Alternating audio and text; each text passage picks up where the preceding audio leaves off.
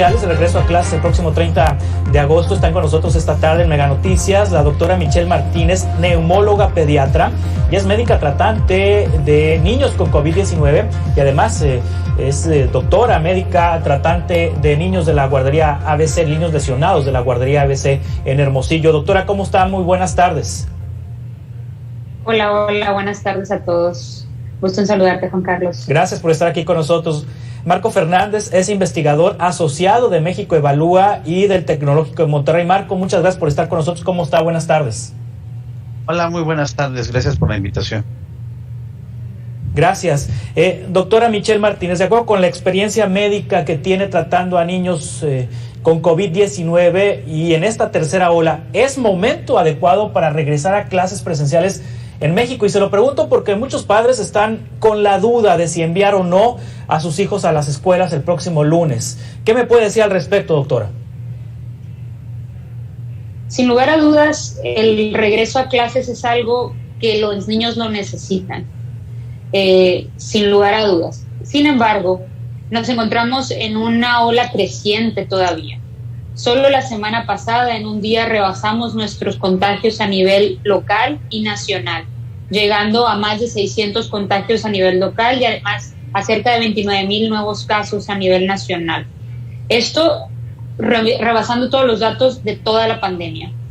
Mismo récord que se había superado la semana previa. Entonces nos encontramos en un ascenso exponencial del número de casos totales.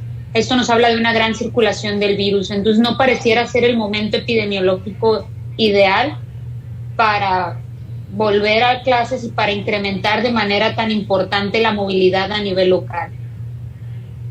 Sí, esto es independientemente de las escuelas, de que se preparen con los protocolos, doctora, porque hemos visto, obviamente por razones de acceso a recursos económicos, las escuelas particulares pues están ya, digamos que más preparadas que las escuelas públicas, que apenas hace unos cuantos días sus profesores y directivos regresaron a las instalaciones para verificar las condiciones en las que se encuentran y ahorita todavía están en la etapa de conocer los protocolos. ¿Esta recomendación aplica también para padres de familia de escuelas particulares?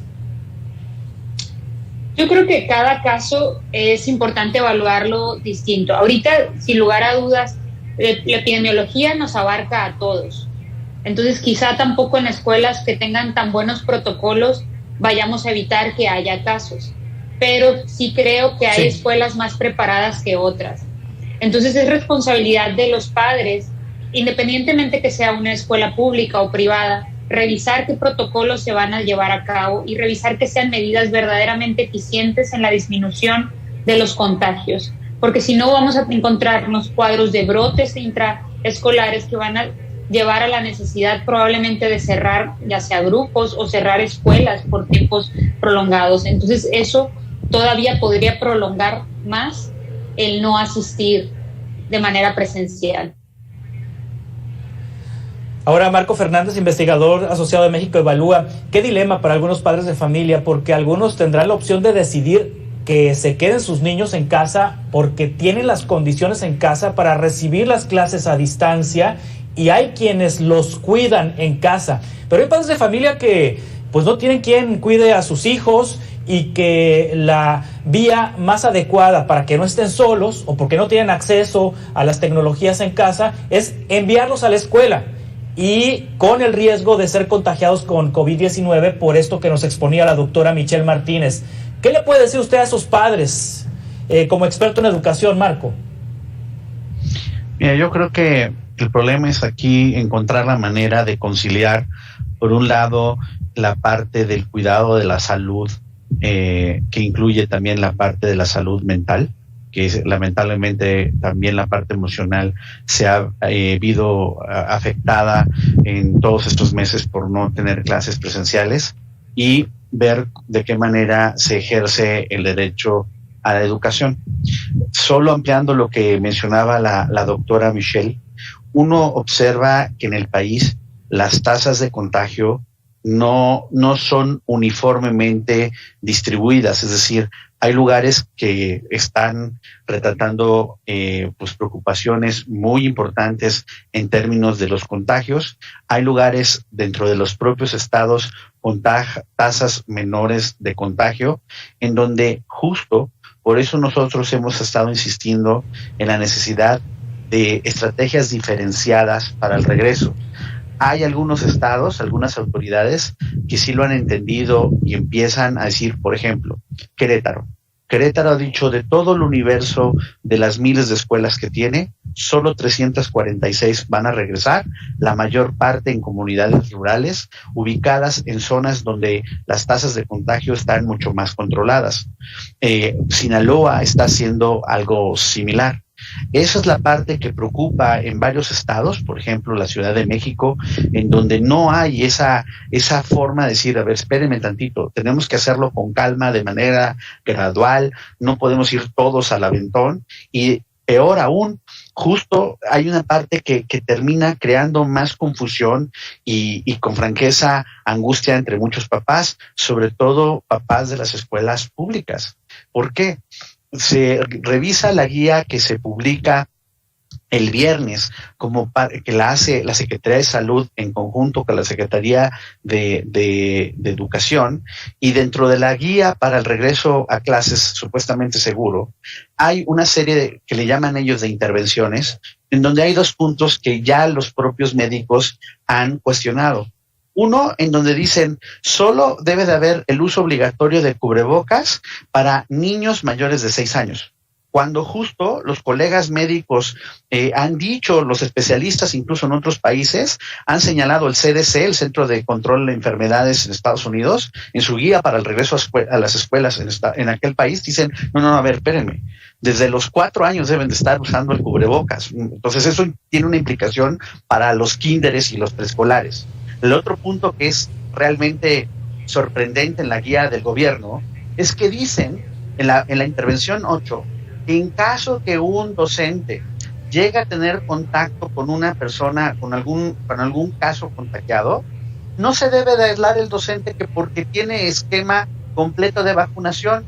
Eso lo puede decir la doctora Michelle, es una recomendación completamente equivocada. Lo hemos consultado con médicos que están tratando los casos de COVID y dicen, no, a ver, espérenme, incluso en un esquema de vacunación completo, si una persona tiene contacto con una persona contagiada, lo que tiene que hacer es, se hace una prueba PCR después de unos días del contacto y mientras tanto se aísla. No hay una garantía por la variante Delta y su forma contagiosa de ser, de que solo por tener el esquema completo de vacunación no te vayas a contagiar. Eso sí, vas a estar mejor protegido y muy probablemente la enfermedad evolucione mucho más favorable, pero no es que, como dice la guía, no, como está protegido uno por la vacuna, no se tiene que aislar. Ese error básico en la guía de la propia autoridad de salud sí sorprende a menos de una semana que se contemple regreso a clases de manera presencial. Entonces es muy difícil con ese tipo de pifias, la carta que no era carta responsiva, que sí, que no, etcétera, que te puedas ganar la confianza de la ciudadanía que tiene temor, obviamente, por cómo está ocurriendo la enfermedad, y entonces reduce aún más la probabilidad de que en los lugares que hay contagios menores, la gente de todas maneras se anime a llevar a sus hijos, porque la autoridad no ha ejercido su liderazgo para explicar protocolos adecuados del regreso. Sí, ahora doctora, tengo la sensación, la percepción, usted me dirá si estamos en lo correcto, si es la percepción realidad, que en esta tercera ola de contagios se han visibilizado más casos de menores de edad, de menores de 17 o de 18 años de edad hacia abajo, de casos pediátricos de COVID-19.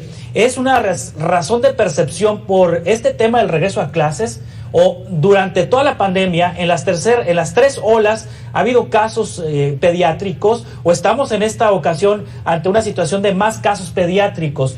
¿Cómo andan los números, doctora?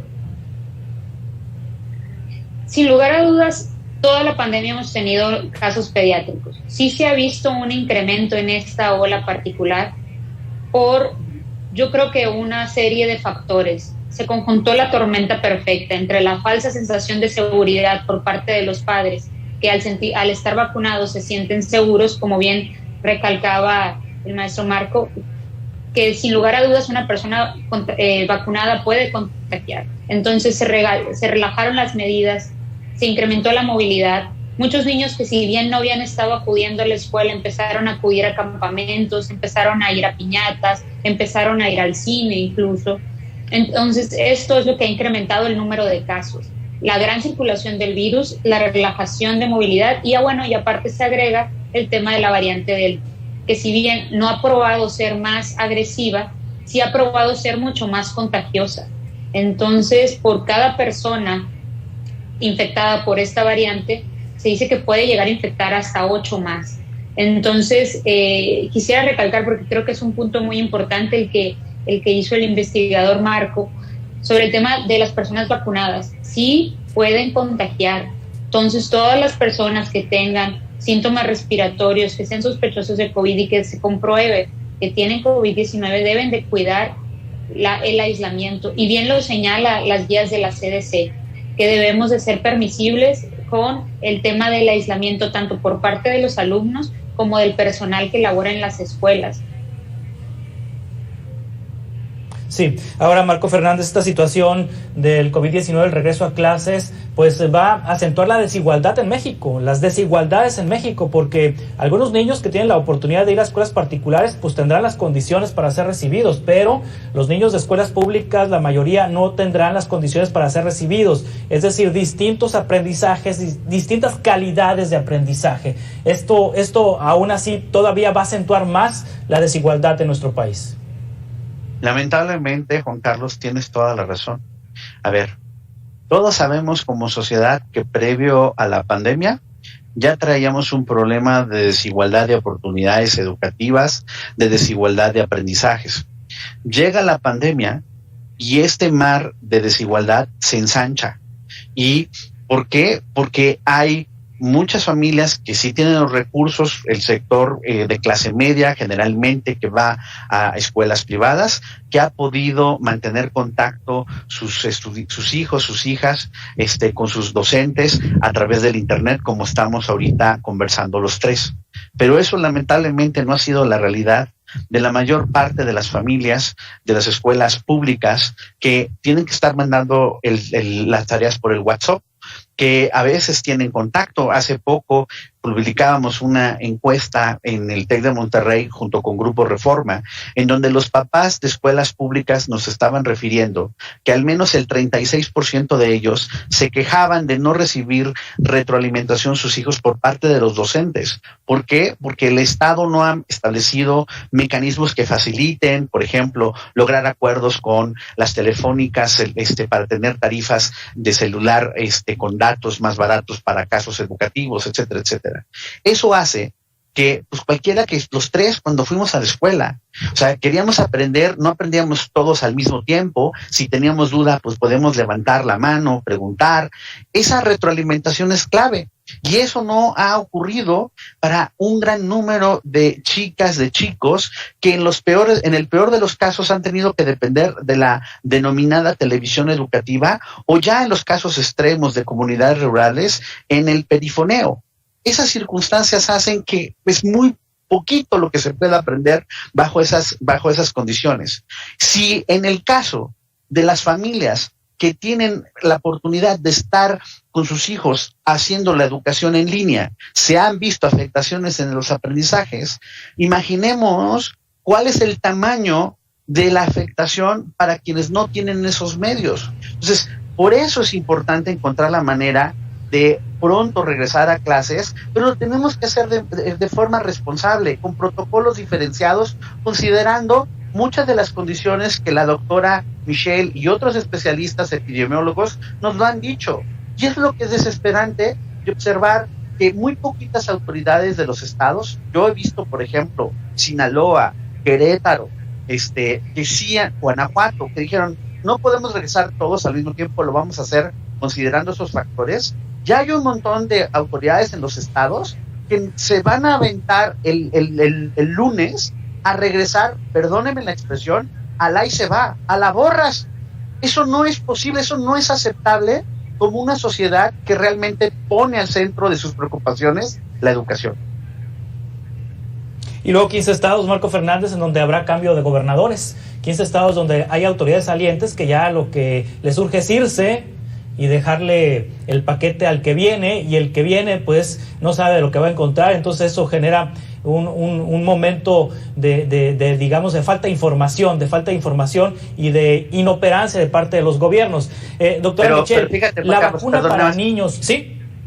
Pero nada más, perdón, una precisión rapidísima, Juan Carlos. Tienes razón, pero ve cómo Sinaloa, que también es de los salientes, ellos sí lo están haciendo de manera adecuada. El montón de los otros salientes, mira, se está lavando las manos. Sí, claro, es cierto.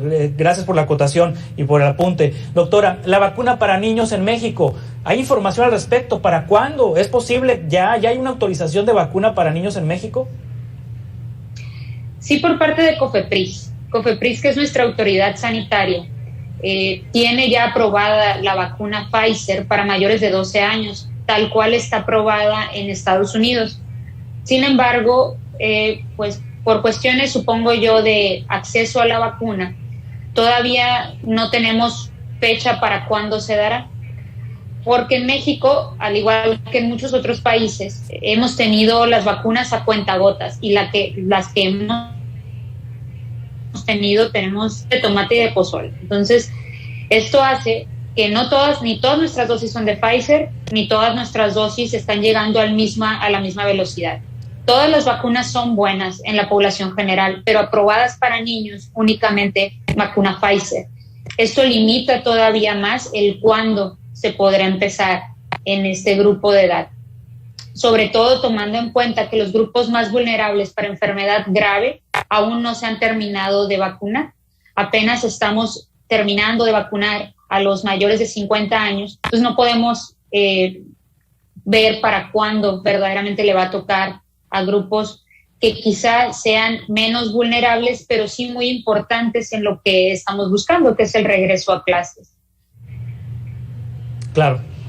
Pues les agradezco mucho, Marco Fernández, doctora Michelle Martínez, por estar aquí con nosotros y ofrecer esta información que es sumamente útil para la toma de decisiones de los padres de familia. Estaremos en contacto para seguir platicando sobre estos temas. Muchas gracias y muy buenas tardes. Muchas gracias, buenas tardes. Muchas gracias. Hasta pronto. Continuamos con más noticias en 2 minutos.